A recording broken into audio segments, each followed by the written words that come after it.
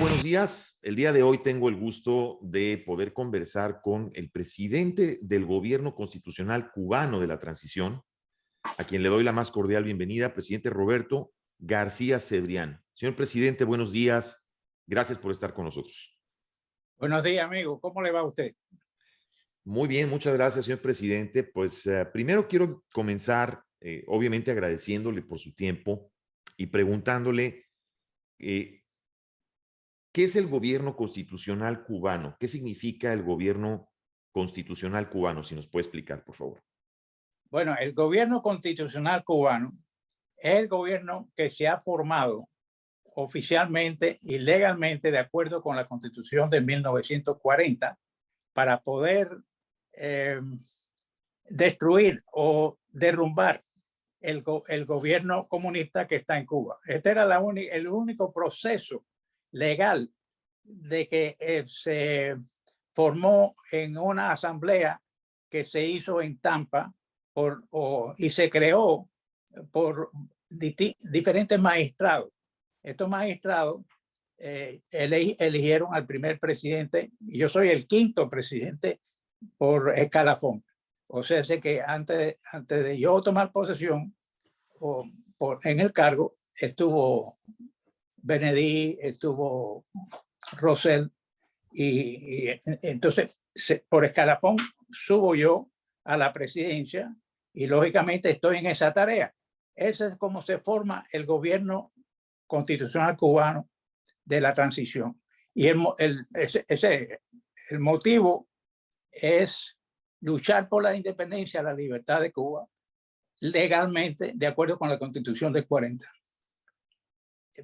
Aparentemente, Fidel era un Robin Hood que le robaba a los ricos para distribuirlo entre los pobres, y no fue así. Lo que distribuyó era la miseria entre los pobres. Correcto. Y si comparan el gobierno cuando entra Fidel a La Habana, ahora en este momento, es un cambio radical. Esa es la función principal del gobierno constitucional cubano. Nosotros estamos aquí constituidos en un gobierno temporal en el cual va a durar, si tomamos posesión de restablecer la Constitución del 40, convocar elecciones inmediatamente, establecer un Estado de Derecho. Y mientras tanto, pues, que se reúnan, que hagan partidos políticos, que las provincias tengan su municipio, que creen los partidos políticos, que participen en las elecciones, que tengan sus candidatos, y que eso va a ser la representación de un Estado verdadero de derecho. Esa es la idea fundamental. Esa es la idea por la cual estamos luchando. La lucha no es fácil. Yo soy el quinto presidente y desde el principio, hace 11 o 12 años, que se está en esta encuesta. Estamos luchando. ¿Cómo se eligen, perdón, presidente, cómo se eligen los presidentes, el cargo que tiene actualmente? ¿Cómo se elige bajo la organización que usted representa?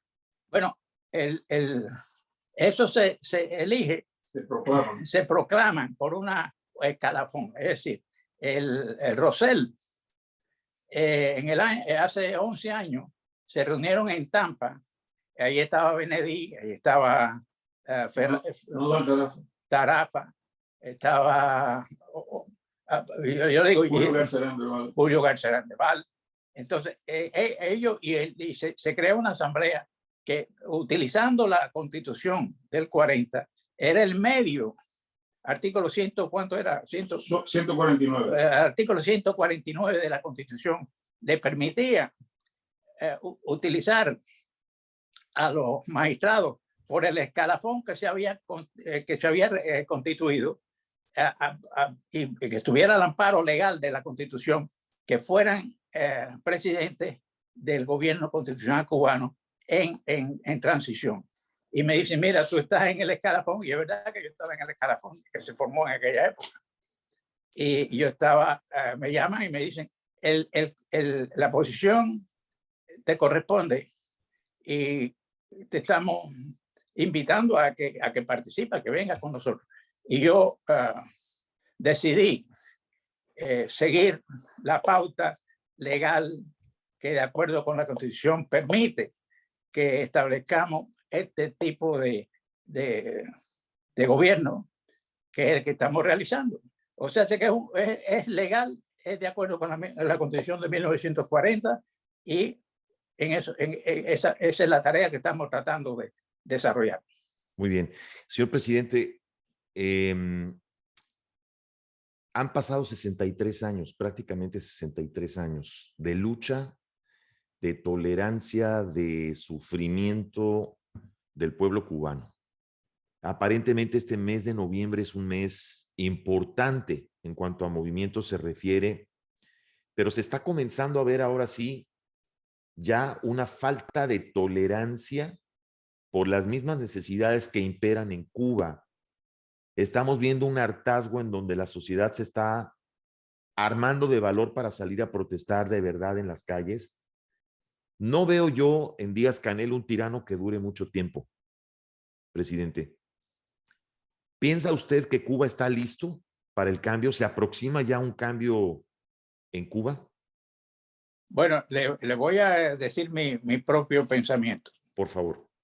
Díaz-Canel es el individuo que impusieron al pueblo.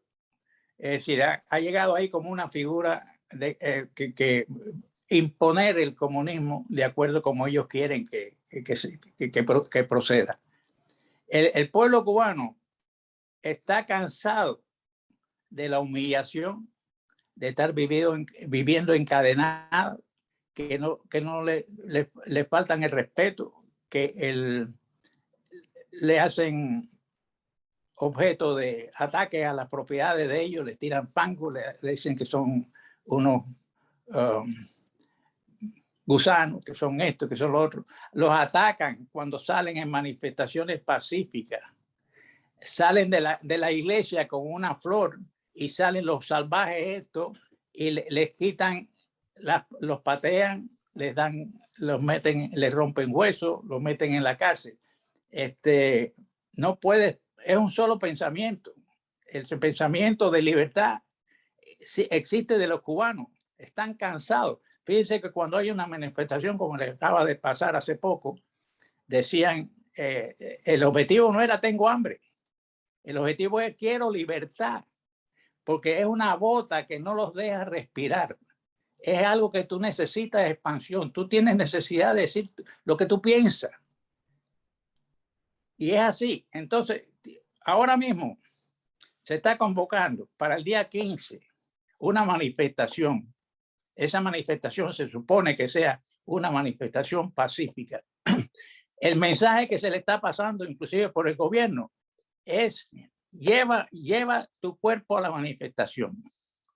Si te atacan, defiéndete, porque tú estás defendiendo tu libertad. Al defender tu libertad no es pecado, es defensa propia. Y si pones la parte de cristiana, tú estás diciendo, tú estás defendiendo tu propia vida. Si te vienen a atacar, defiéndete. Y eso se lo está sintiendo el gobierno. El gobierno tiene miedo a las manifestaciones. Ya hay personas que están presas ya de este momento. O sea, que el sentimiento popular es un sentimiento de rebeldía. Si yo pudiera estar allá, estaría allá, pero yo no estoy aquí. Y los recursos son pocos los de nosotros. Los recursos son pocos. Estamos luchando desde el año 59, que viene, 60, agosto 1 de 60, en una forma o de la otra forma. Y seguimos en esa empresa, seguimos en eso, porque es necesario el indoctrinamiento de los niños que van a colegio bajo el régimen comunista, pues tienen que pensar, dicen que Martí era comunista. Y los hospitales han hecho un desastre. Falta de comida, insultos. ¿Cuántos presos políticos hay? Pedimos la libertad de los presos políticos. Que salgan. Sí, Cuba tiene, presidente, más presos políticos que Venezuela y Nicaragua juntas. Actualmente es el país que más presos políticos tiene. ¿Qué opinión merece esto? ¿Por qué piensa usted que las organizaciones internacionales, presidente, como la ONU o como la Comisión Internacional de Derechos Humanos no han intervenido más en Cuba? ¿Por qué ha faltado más intervención en Le Cuba? voy a decir mi opinión. Digamos, la Organización de Estados Americanos Sí. es una organización que está, yo a veces pienso que está hecha por bonito, porque sí, le llegan los mensajes de los crímenes que se están cometiendo. Y entonces dice, óyeme, muchachito, mira, si tú vuelves a hacer esto, te voy a castigar, pero ahora por ahora te voy a poner este castigo es que no te voy a mandar no te voy a mandar comida o te voy a castigar de esta manera. No sé de qué forma, pero entonces eso es lo que llaman ellos el bloqueo. Bueno, entonces llega de nuevo y vuelven a patear y a matar y a hacer todos los desastres que hacen ellos. Incluso mataron a Payá, los hermanos a rescate. El 10 de marzo, el buque ese que hundieron con niños y a ellos no les importó nada. Uno tras otro de los crímenes que cometen y lo hacen sin considerar qué piensa el mundo. Entonces, la Organización de Estados Americanos, de nuevo, le vuelve a decir, óyeme, volviste a cometer otro crimen, te voy a castigar ahora, te voy a hacer esto. Y en realidad no se ponen a decir, bueno, pues ahora vamos a invadirte y te vamos a quitar el gobierno. No tienen el poder, no lo pueden hacer. Se ríen de nosotros. En cambio, la ONU manda los cacos azules, los manda allá a Croacia y los manda allá a Sudáfrica. Pero a Cuba, ¿por qué no lo mandan a Cuba? Sí, bueno, esa pregunta, presidente, y además otra que le quiero hacer. ¿Cómo se puede entender, presidente, que la ONU tenga a Cuba en el Comité de Derechos Humanos? ¿Por qué Cuba está dentro del Comité de Derechos Humanos? Incomprensible. Siendo el país que tiene más presos políticos y que reprime de esa manera a su pueblo. Y sobre todo, que toman una medida que va a ser en contra de ellos y entonces la vetan. Entonces, o sea que volvemos a la historia anterior. O sea, esas organizaciones, en el caso de Cuba, no ha funcionado. Esto que acaba de suceder en el Vaticano, esta actitud del Papa de no permitir que ciudadanos cubanos entren o de sacarlos incluso de la plaza mientras el Papa está dando una misa, una actitud que no se puede comprender por parte del Vaticano. ¿Qué opinión le merece esto? Bueno, la opinión que me merece es que de principio tiene tendencias socialistas que no deben aplicarse por la iglesia.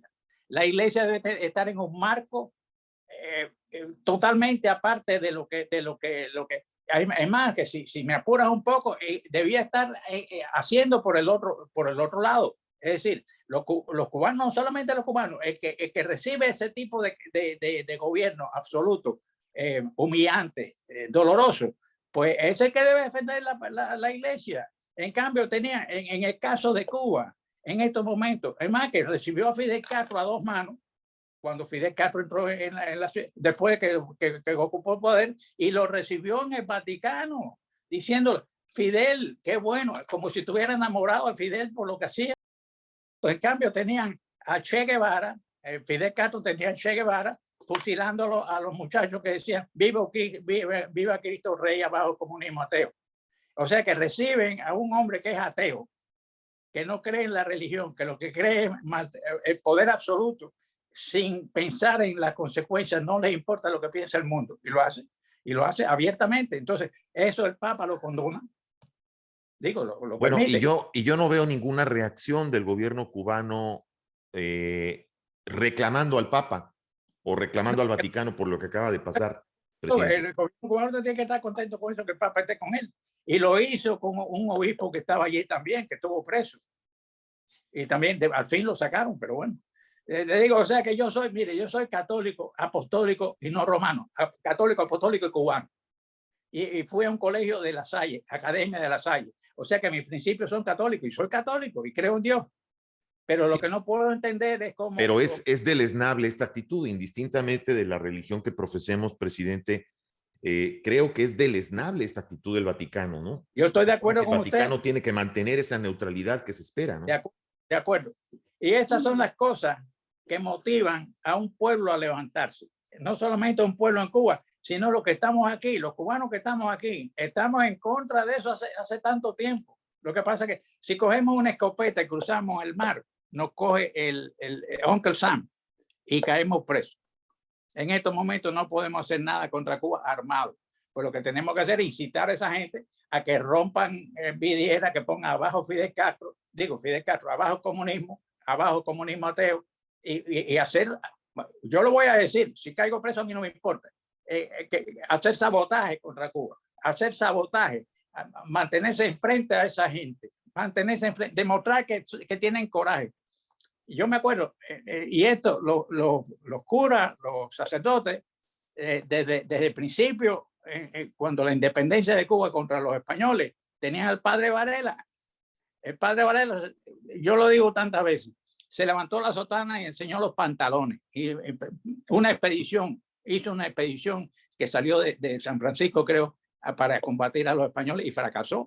Y murió aquí en el exilio de hombre pobre. O sea que la Iglesia Católica ha hecho mucho bien. Y si hiciera el bien que tiene que hacer de divulgación del cristianismo, de divulgación de Dios, de hacer, ayudar a los niños, ayudar a la pobreza, está bien, esa es la función de ellos, yo lo celebro. Pero cuando se ponen en contra, salen de ese marco, entonces hay que criticarlo porque no está bien, sencillamente no está bien. Es correcto, no se puede aplaudir todo. Presidente, durante décadas hemos visto cómo la dictadura ha ido perfeccionando un discurso muy hábilmente para saber vender o saber venderse y saber crear una historia y un mito alrededor. Yo que crecí en un país como México, recuerdo en mi niñez cuando, en mi época de estudiante, cuando se hablaba mucho de todas aquellas derechas, ¿no?, que gobernaban en los años 60 y en los años 70, y que era la época de las derechas de Stroessner y todos estos líderes, Pinochet, etcétera. Y de pronto se empezaba a hablar de la figura del Che Guevara como si fuera un mito, presidente, y de las aventuras del Che y de Fidel como si fueran superhéroes, y como si fuera la tertulia de esas charlas de café, donde esos filósofos, ¿verdad?, que atraídos por esas ideas socialistas, progresistas, pensaban en ese maravilloso mundo utópico, donde Fidel y el Che eran los libertadores de América Latina, sin saber, repito, la realidad de lo que había detrás. Porque históricamente, cuando estudiamos la historia del Che, sabemos de lo que era capaz, y lo mismo Fidel. Entonces, ¿cómo explica usted ese mito que ha sabido crear la dictadura a lo largo de los años y que hasta la fecha se sigue empleando en el caso de las misiones médicas cubanas? ¿Cómo se explica ese mito que inclusive la propia dictadura, presidente, ha logrado incluso, me atrevería a decir, exportar a países como Venezuela y como Nicaragua? Claro, desde luego con malas copias, ¿verdad? Copias burdas y mediocres de Fidel, pero ese mito que se mantiene, ¿cómo ha sabido perfeccionarlo? Explicarle antes que se me vaya la idea. Ese mito se establece porque el Che Guevara es un aventurero. Primero, estudió medicina y creo que ni le acabó. Entonces Fidel Castro lo recogió bajo su manto porque le interesaba tenerlo allí, porque era un hombre que predicaba el comunismo y hacía falta que ayudara. Cuando él baja de la montaña, Fidel Castro, él era el segundo Fidel Castro, él era el que ponía las ejecuciones en la cabaña, las realizó el Che Guevara. Después, cuando ya lo utilizó, se dice que entonces lo mandó a Bolivia.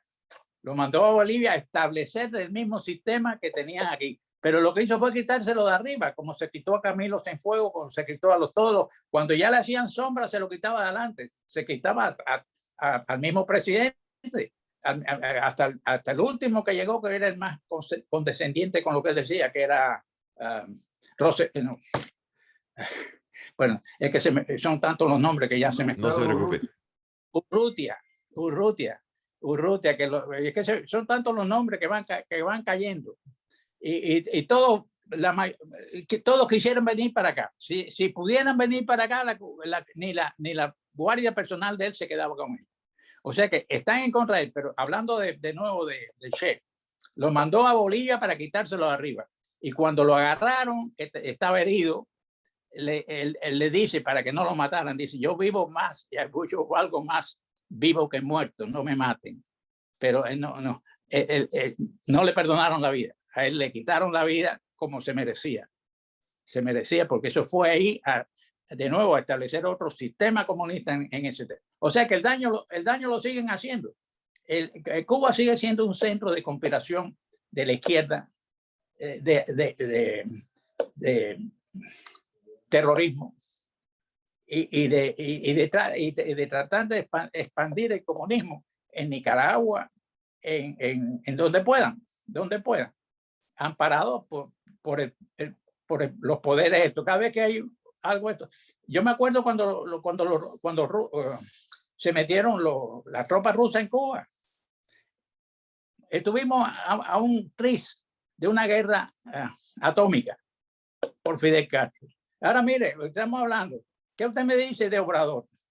Obrador que tiene también socialismo en su sistema, me parece. ¿Cómo se percibe la figura del presidente de México, López Obrador, presidente? Exacto. Y que habiendo ahora convirtiéndose ahora en el principal benefactor de la dictadura. ¿Cómo se percibe esto?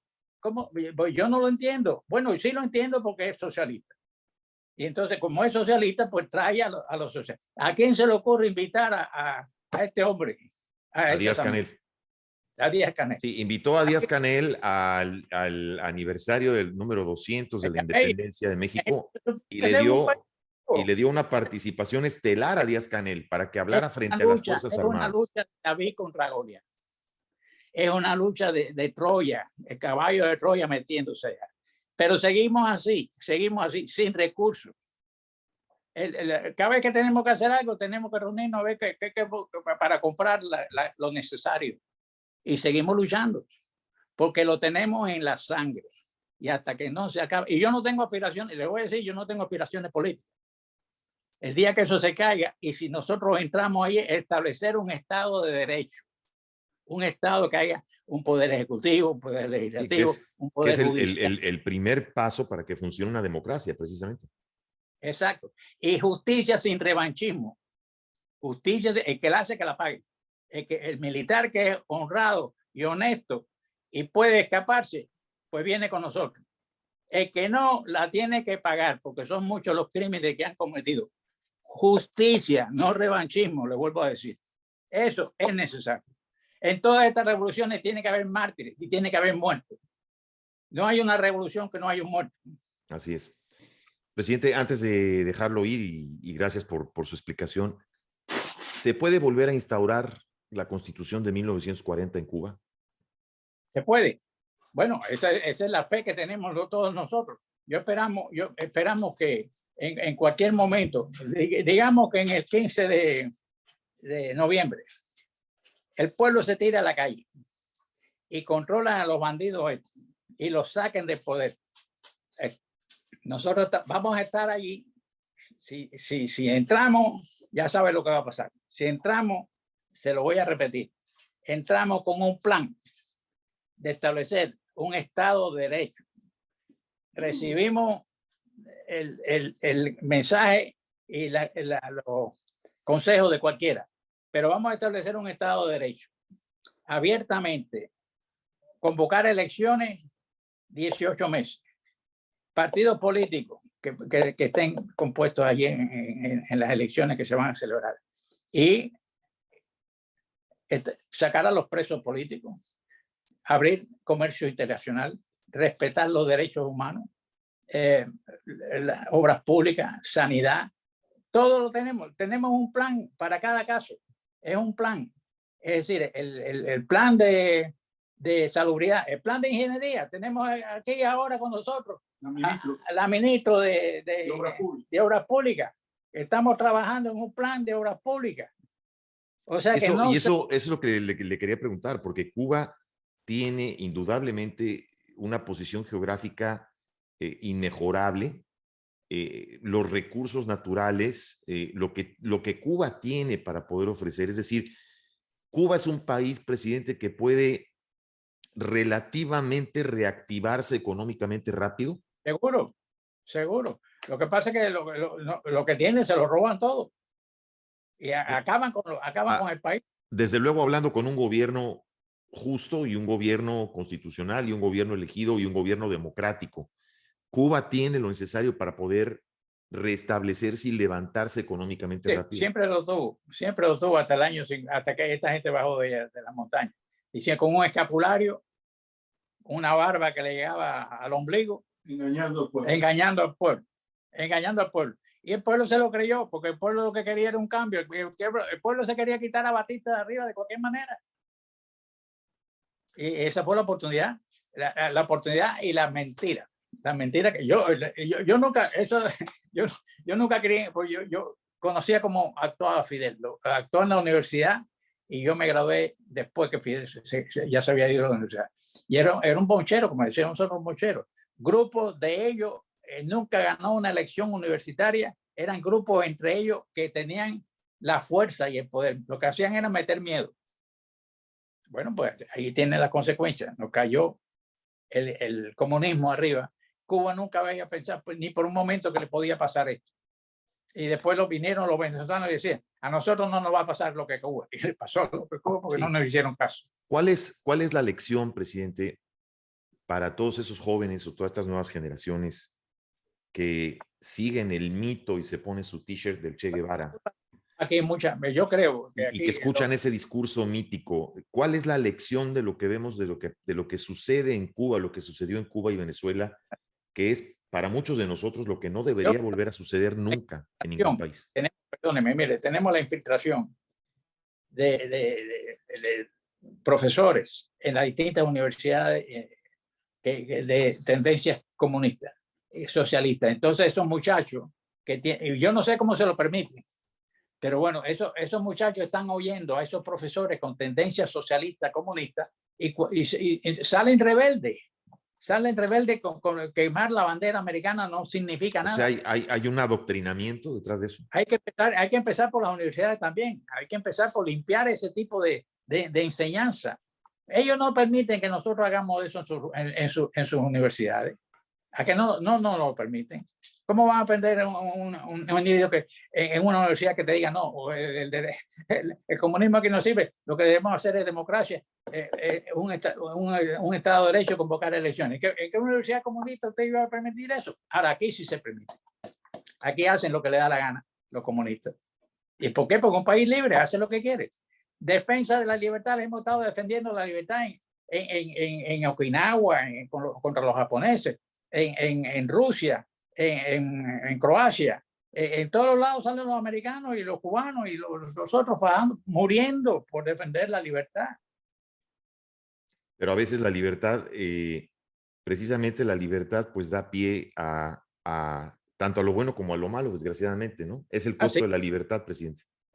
Yo creo que hay americanos que no saben, mi opinión, no mi modesta, mi opinión, que no saben lo que es libertad porque lo tienen todo. El día que la pierdan es que van a saber el valor de ella. Exactamente. Sí. Yo creo que esa es la gran diferencia. ¿Será el mes de noviembre un gran mes para Cuba? Yo creo que sí. Vamos a tener esa esperanza, esa fe. Yo espero que sí. Estamos trabajando. Esa es la... Yo le pediría, si cuando su entrevista se divulgue, que la petición mía es que hagan el esfuerzo, los cubanos, el sumo esfuerzo por unirse a la manifestación. Esa manifestación es de ellos, es de la valentía de ellos, que si los atacan se defiendan, que defenderse es su derecho. Y no es, se lo dije antes, no es un pecado. No es un pecado porque te estás defendiendo.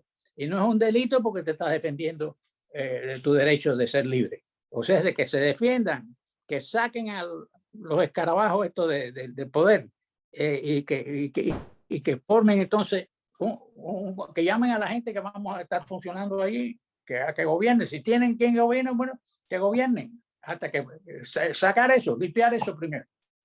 Es lo que hace falta. Presidente, le quiero agradecer muchísimo su tiempo, su plática, su apertura. Invitamos al auditorio que nos está viendo y que nos está escuchando para que siga, por si quieren saber un poco más de cómo funciona el gobierno constitucional cubano. Su página web es gobiernoconstitucionalcubano.com para que la gente visite la página y sepa un poco más de su organización y cómo funciona. Muchas gracias, presidente. ¿Algo que quiera agregar antes que nos despidamos? Felicitar al pueblo de Cuba por su valentía y a usted darle las gracias, señor Chejin, por esta magnífica entrevista y que ojalá que la oigan muchas personas para que sepan cómo estamos actuando. Aquí tengo dos funcionarios, el ministro cerca mío, que es el ministro de la presidencia, y a la ingeniera Fernández Porrata, la señora Porrata, que estamos trabajando, no cesamos de trabajar. Pues felicítelos de parte de nosotros. Una felicitación también de parte de nosotros, presidente, al pueblo cubano por la resistencia, por el valor, por tantas décadas de aguante, de valor, de entereza y sobre todo por mantener la esperanza. Esperemos que sí, esperemos que noviembre sea un gran mes para el pueblo cubano, un mes histórico. De nuestra parte, un fuerte abrazo a ustedes y gracias por su apertura, presidente Roberto García Cebrián. Muchas gracias por haber estado hoy con nosotros. Atención. Muchas gracias.